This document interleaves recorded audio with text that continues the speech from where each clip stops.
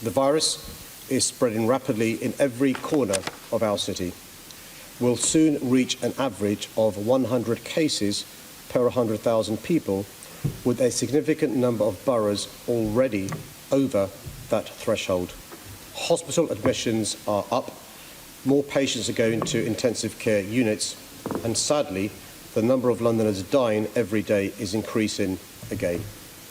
It's my expectation that the government will today announce that London will shortly be moving into Tier 2, or the high alert level of restrictions.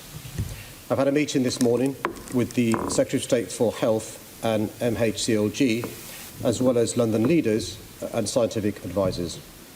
Final conversations with ministers are ongoing around this as we meet, but I expect ministers to make an announcement to Parliament later this morning.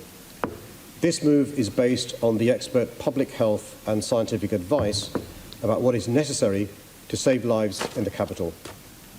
In addition to the restrictions already in place, this would mean different households in London not being able to mix indoors.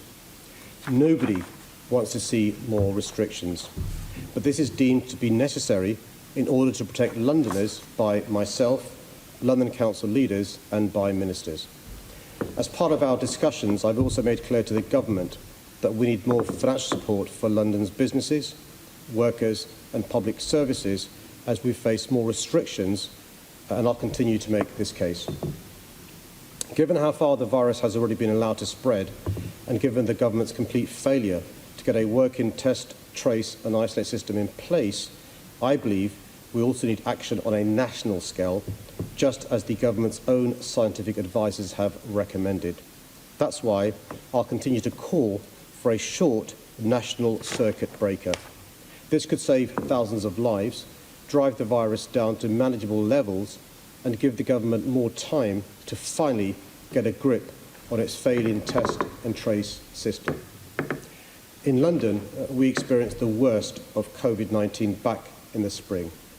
Thousands of lives were lost, and our economy has been left reeling. We simply can't afford for the government to be slow to act again. The supposed choice between saving the economy and saving lives, between restrictions and freedoms, is an entirely false one. Because the later we take the necessary steps to slow the spread of the virus, the more severe these steps will have to be, and the longer they'll have to last in order to drive down infection rates. No matter how much some people want to pretend otherwise and bury their heads in the sand, the truth is that the health crisis and the economic crisis are inextricably linked.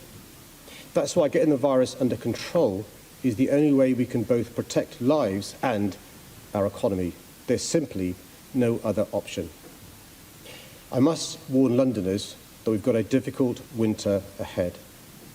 But just as we've always done throughout our city's great history, I know we'll get through this dark time by pulling together. So I'd urge all Londoners to continue to follow the rules so that we can support our NHS, save lives and protect our economy.